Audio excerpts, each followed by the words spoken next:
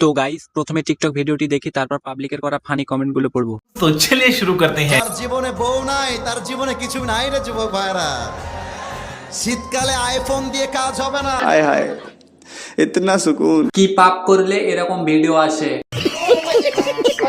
খাইছে রে কপাল, সিঙ্গেল বলে সবাই অপমান করে। সিঙ্গেলদের শীত কেমন যাচ্ছে? আজ প্রথমবার কইছস, তাই মাফ করে দিলাম।